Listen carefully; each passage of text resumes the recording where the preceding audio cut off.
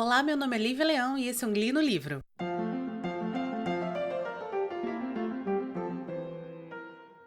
Vamos lá começar o primeiro episódio de setembro. Na verdade, esse episódio é o primeiro da semana também. Era para ter sido uma semana que a gente ia começar com Morro dos Ventos Vivantes, mas aí nós tivemos um problema de cunho pessoal, meu cachorro ficou dodói, eu não tive cabeça para gravar, nem tempo. E qual era meu plano inicial para esse começo de setembro? Era fazer uma análise do Morro dos Ventos Vivantes, seguido por um episódio especial sobre a Jane Austen, porque eu percebi que eu sou muito consumidora, já fui muito consumidora, na verdade, de comédia romântica, né? E eu percebi que tudo que a gente tem hoje em dia, de livro, seriado, filme romântico, tudo que a gente tem sobre o que seria um romance, né, tradicional, é baseado ou bebe na fonte de Jane Austen e das irmãs Brontë, que respectivamente viveram lá em 1700 e pouco, 1800 e pouco, que era georgiana, era vitoriana. Então, me pareceu muito importante a gente fazer esses dois episódios para a gente perceber que a base que nós temos do que é o romance até hoje, 2021, é algo muito arcaico, né? O que nós temos como exemplos de relacionamentos, casais românticos, são casais muito arcaicos. E são casais que viveram, que foram escritos durante em períodos de uma sociedade muito arcaica. E era isso que eu queria despertar com vocês. Infelizmente não vai rolar o do Morro dos Ventos Vivantes. Se vocês quiserem, qualquer dia eu tento encaixar em algum outro mês. Mas resolvi continuar com a Jane Austen, porque Jane Austen ela é precursora de livros com esse ideal romântico, e ela vai escrever muito claramente sobre a sociedade dela, sobre esse ideal romântico dentro da sociedade onde ela vivia. E isso vai sim influenciar outras autoras em eras futuras, que seriam principalmente a era vitoriana, com Elizabeth Gaskell e as próprias irmãs Brontë, que escreveram Jane Eyre e Morro dos Ventos Vivantes. Então, assim, tudo começa na Austen, tá? Vamos partir desse princípio. Outra coisa que a gente precisa ter muito em mente nesse programa especial Jane Austen. Pra gente entender essa autora, a gente precisa entender a sociedade onde ela estava inserida. Então, eu preciso gastar um tempinho aqui explicando o que era a Era Georgiana. Vou tentar, obviamente, fazer com que isso não soe maçante? Vou.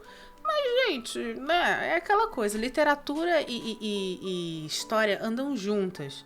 Porque, sim, a sociedade, historicamente falando, vai produzir a arte referente àquele período. Não tem pra onde correr.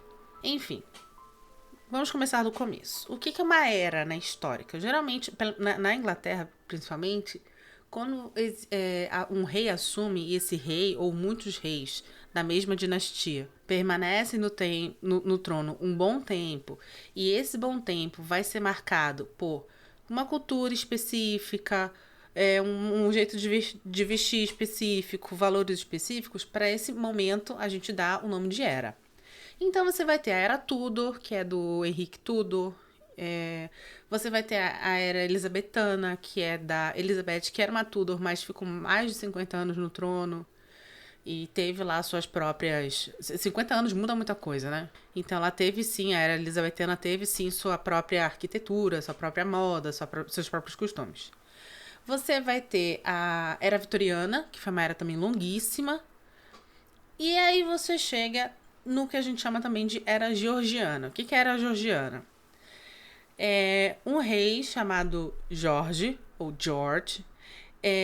vai assumir o trono e vai começar com ele a dinastia de Hanover. Essa dinastia vai ser seguida por 3 reis, 4 na verdade, mas desses 4 reis, 3 se chamam Jorge. Jorge I, segundo e terceiro. E o rei que vai nos interessar especificamente sobre a Jane Austen é o rei George III, que pra quem assistiu Hamilton, é o rei do larararata, tatarararaiara. É esse rei, esse é o rei George III. E qual é o lance dele? Ele é o rei que vai ser conhecido por perder os Estados Unidos. O rei George III, quando ele perde os Estados Unidos, que se eu não me engano, eu não sou boa com datas, mas se eu não me engano é 1783. A Jane Austen já era criança, acho que ela nasce em 75, 1775. E ele é um rei que, com o tempo, vai passando na vida dele, ele vai apresentando problemas de sanidade. Então ele fica um bom tempo fora do trono e quem assume é o príncipe regente, que é o filho dele. E a produção da Jane Austen, a produção literária da Jane Austen, ocorre exatamente durante o período da regência do filho, que o rei tá meio perturbado lá e o filho assumiu o trono como regente. É neste momento que Jane Austen está escrevendo, a ponto de dedicar ao príncipe regente Emma, que é, por sinal, um dos meus livros favoritos dela. Situamos no tempo. Quais eram as características dessa época? Essa época é conhecida por uma coisa chamada Revolução Agrícola. O que é isso? A galera que tinha grana, a galera que tinha terras, resolve começar a demarcar e aumentar suas terras com essas demarcações. E aí cria-se os latifundiários na Inglaterra. E por que isso é tão importante? Porque até hoje na Inglaterra existe uma lei chamada Lei da Hereditariedade, onde uma mulher não pode herdar terras e casas e mansões de seus pais, tá? Ela pode herdar dinheiro, uma rendazinha, uma pensão, mas patrimônio como imóvel e terra não pode. Então imagina numa época onde é conhecida por algo chamado Revolução Agrícola, onde a terra era extremamente importante, a mulher não pode herdar a terra. Logo, e também não pode trabalhar, né? Também vamos lembrar que nessa época a mulher também não trabalhava. Então, o que sobra para essa mulher que não pode? Herdar as terras, herdar os imóveis da família, não pode trabalhar. Sobra casar. E essa é a principal temática dos livros da Jane Austen. O como sobreviver sendo uma mulher num período georgiano em que você precisa casar. E todo o tipo de joguete, todo tipo de esquema criado pelas famílias numa sociedade movida a latifúndio e casamento. Enfim, finalmente vamos entrar na autora. A Jane Austen, ela era filha de pároco, né? Então ela era pobre. O pároco recebia lá um valor por cuidar do bem-estar espiritual e emocional e mental da galera lá da cidade, da região onde ele estava.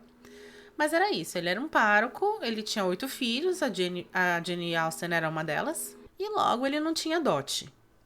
Então, assim, a gente já tem um problema aí pra Jane Austen se casar. Ela precisa se casar, vamos botar isso na cabeça. Porque no momento que o pai morrer, acabou pra ela. Ela vai ficar desamparada. O pai dela por si só não tinha terras e se tivesse ela não ia poder herdar. Então tem que casar. 2. Como casa se não tem dote e nem é de uma família com um bom nome? Não que ela fosse uma família com uma fama na cidade. Mas não eram aristocratas e muito menos nobres. Então temos outro problema aí. Dos 8 filhos, eu não sei quantos são realmente meninas, mas eu sei que a Jane e a Cassandra, que são as mais chegadas, tem o resto de homens lá, de irmãos, que vão se dedicar ao militarismo, né? Vão virar soldados e generais, almirantes e tal. Porque quando você é pobre na Inglaterra do período georgiano, você tem 3 opções. 2 opções, na verdade. Ou você vai para o mundo religioso, você vai virar pároco, ou você vai ser militar. Lembrando que isso você tem opções para conseguir sua renda por si próprio. Você sempre pode casar com uma mulher rica que, embora não tenha herdado as terras e as mansões da família, tem uma renda lá de algumas libras por ano para te sustentar. Mas basicamente são essas opções que tu tem. Pois bem, as opções de Jane Austen não eram das melhores. E aí, para completar, a Jane Austen tá morando no interior. E ela vai, então, começar a observar todas essas famílias rurais, burguesia rural, nobreza rural, aristocracia rural, que tinha lá suas castas, né? Inglaterra é cheia de castas. Nossa, período Tudor, meu Deus do céu. As castas do período Tudor são uma coisa bizarra de se aprender. Só que a Jane Austen tinha uma coisa muito importante, que era, além de ela ser muito observadora, ela foi criada com um pai que tinha uma vasta biblioteca e deixava ela ler o que ela quisesse. Então ela começa a desenvolver um senso crítico e um senso de observação muito grandes. E é graças a isso que ela escreve as grandes obras que ela escreveu, que até hoje, mais uma vez falando, são base para várias outras histórias. Você não teria Diário de Bridget Jones sem Jane Austen, porque é baseado muito claramente em Orgulho e Preconceito. Você não teria essa série da Netflix, Burlington, acho que é Burlington o nome, se não houvesse Jane Austen, porque você tem todos os principais arquétipos românticos do período georgiano sendo copiados de Jane Austen para esse seriado, que na verdade é um livro, é uma série de livros. E várias outras coisas, assim. Tem uma vez eu li um artigo que era Jane Austen inventou a comédia romântica inglesa. Porque é isso. Não existiria simplesmente amor sem Jane Austen. Nenhum dos filmes ingleses que a gente assistiu na vida, como Quatro Casamentos e um Funeral, existiriam sem Jane Austen. Eu separei especificamente 3 livros aqui. O primeiro livro é o Razão e Acessibilidade, que é o meu primeiro contato com Jane Austen, que foi através também de um filme com a Emma Thompson. Depois temos o mais do que conhecido Orgulho e Preconceito, que esse, gente, eu li Orgulho e Preconceito 5 vezes seguidas. Eu terminava, eu virava e começava de novo. E o meu favorito, que é Persuasão, que eu acho que é um dos que mais saem da caixinha de livros de Austen, assim. Mas tem outros que eu li todos, menos o último que ela deixou, que ela não terminou, que ela morre sem terminar. Que depois até virou uma série que tem na Globoplay, mas nem a série eu assisti, eu não sei nada desse livro. Mas assim, li Lady Jane, li os contos dela, li tudo, menos esse último que ela não terminou. Então eu consigo, além desses, também indicar Emma, que eu acho fantástico, assim.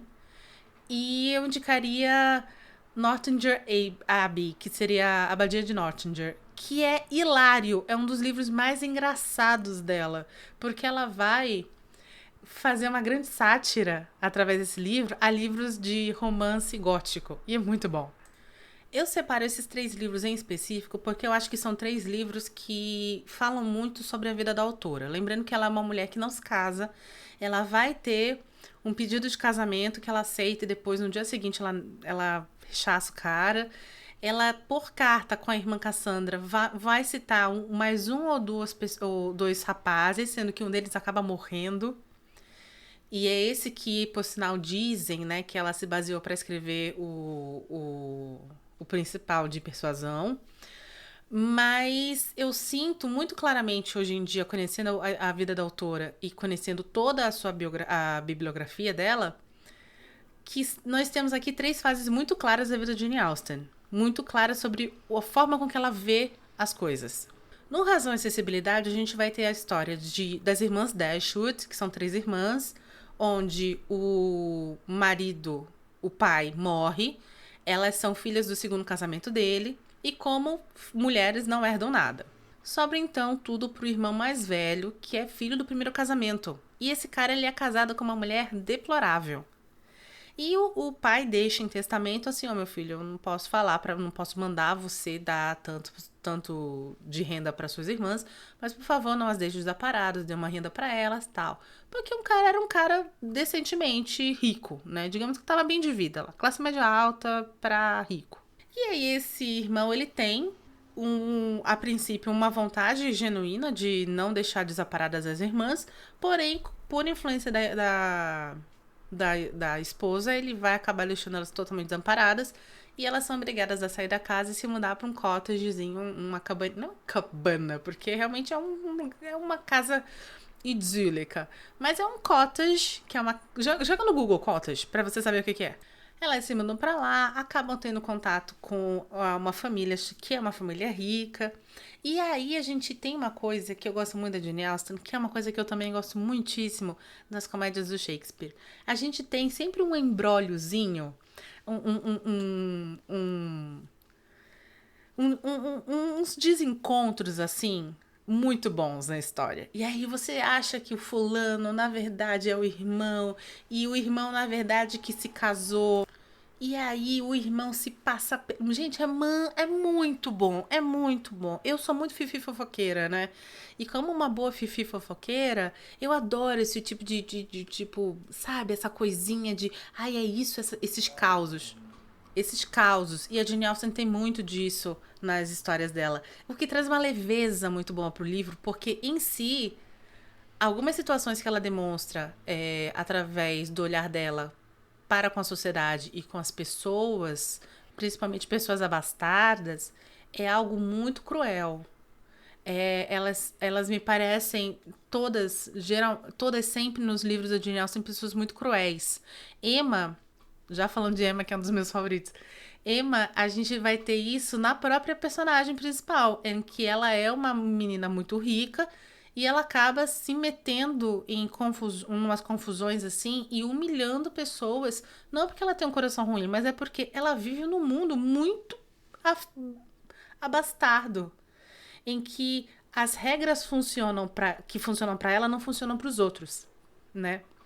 Mas enfim, em Razão e Acessibilidade, a gente vai ter isso muito claramente no relacionamento das irmãs Dashwood com os irmãos Ferrys. E quando isso acontece, é muito claro que o que a Jane Austen quer ensinar para o leitor, quer deixar para o leitor, é sobre a seleção do que realmente é importante num relacionamento. Você vai ter o relacionamento da Eleanor com o Edward, que é um relacionamento que está sendo impedido por ele ser muito rico. E você vai ter o relacionamento da Marianne com o Will, é um triângulo amoroso, né? Marianne, Willoughby e o Coronel Barton, porque ela se apaixona pelo Willoughby, mas o Coronel Barton que realmente está ali para ela, para tudo que ela precisar. Então, e obviamente ele é riquíssimo como, né, o destino quis. Então é muito legal isso no Razão e Acessibilidade. E eu acho que para o primeiro livro que eu li dela foi fundamental. Porque eu consegui pegar muito claramente as ironias que o livro contém a respeito dessa sociedade. Mas ainda existe um toque de ingenuidade muito grande com esses personagens. Porque eles realmente têm muita ingenuidade, uma bondade muito inerente às irmãs Dashwood, sabe? E eu tinha 14 anos quando eu comecei a ler Jane Austen, gente. Pra mim foi fundamental isso, pra gostar muito dela, assim. O segundo livro já é Orgulho e Preconceito, onde a gente vai ter uma família aristocrata em ruína, que são os Bennet. Então, o Sr. Bennet só tem menina. Mais uma vez, nenhuma vai poder herdar. Acho que ele tem 6 filhas, se eu não me engano. Eu não vou lembrar, faz muito tempo que eu li. Mas enfim, só tem menina, elas não vão herdar nada, elas precisam casar. Ele até tem um dote para as mais velhas, ele não chega a ter dote para as outras. Então ele precisa casar muito bem as filhas mais velhas, para elas ajudarem as irmãs que estão vindo atrás. E acaba acontecendo de a fazenda do lado, o latifúndio do lado, ser alugado por temporada por um rapaz extremamente rico, que é o Sr. Bingley. E o Sr. Bingley vem com um grande amigo dele, que é o Sr. Darcy, Mr. Darcy.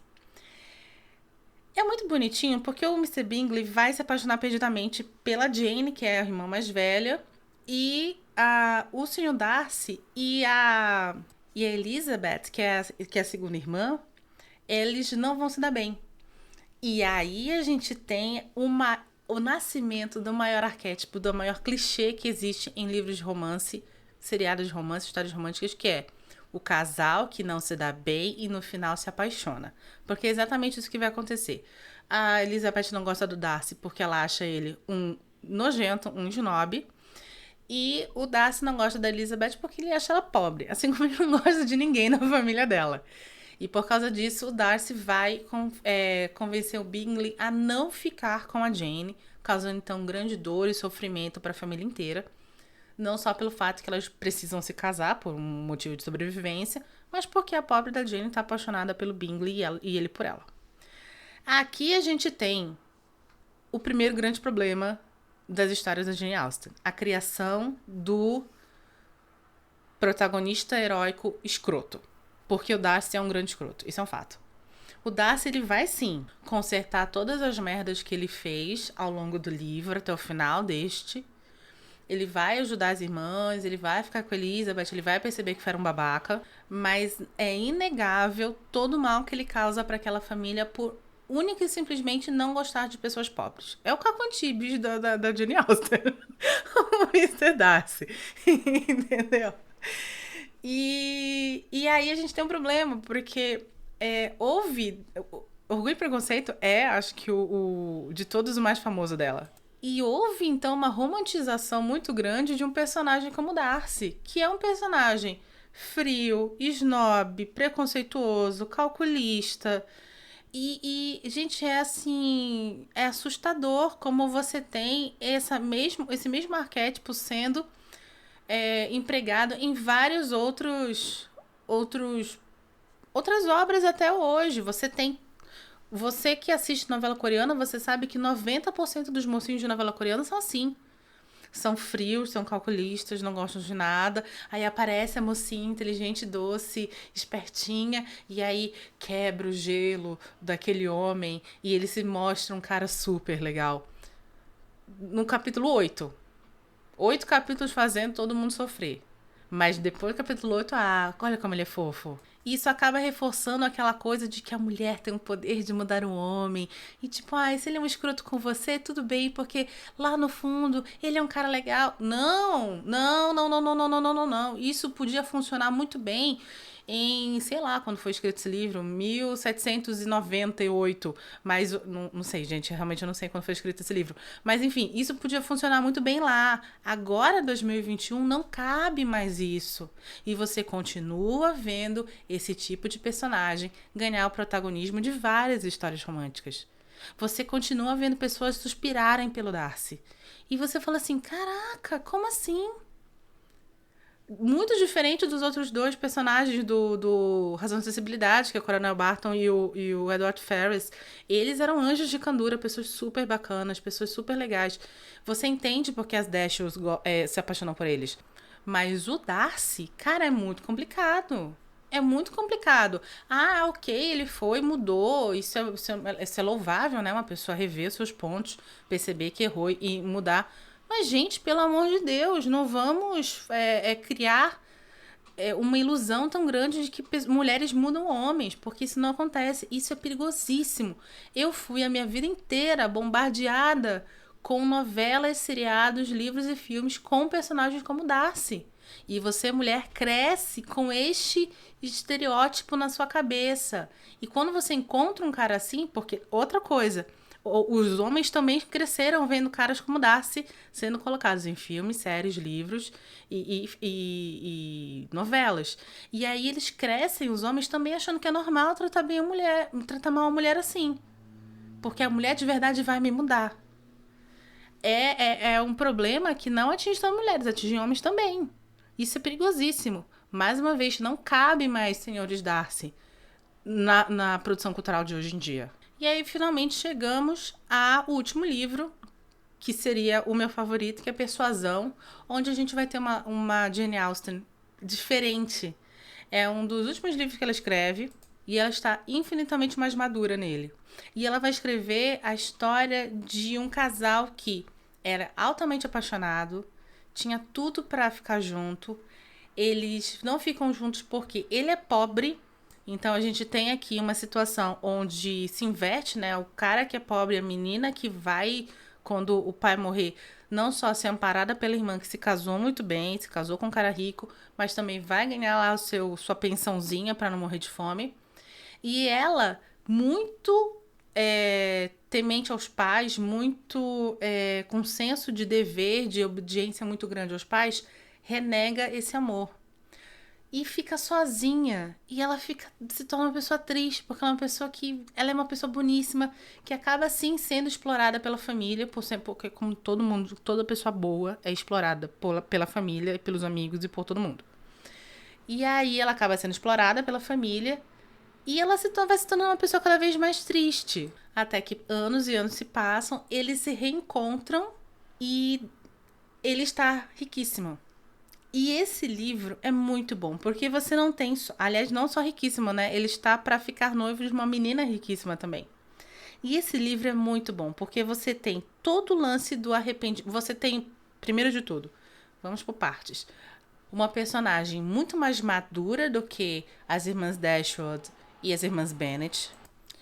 Você tem uma personagem que já não tem esse dilema do dinheiro, então ela consegue desenvolver conflitos muito mais emocionais do que materiais. Você vai ter um mocinho muito digno, que não tem os mesmos problemas que o Darcy. Ele é um militar, então ele é um cara mais sério, mais sisudo, mas ele em nenhum momento vai ter os mesmos desvios de caráter que o Darcy tem. E você vai ter a família dela como sendo o microcosmo da sociedade da época. Porque a mesma família que convenceu ela a não ficar com o cara quando ele era pobre é a família que abre os salões de baile para ele quando ele volta riquíssimo. Só que agora noivo de uma mulher rica também.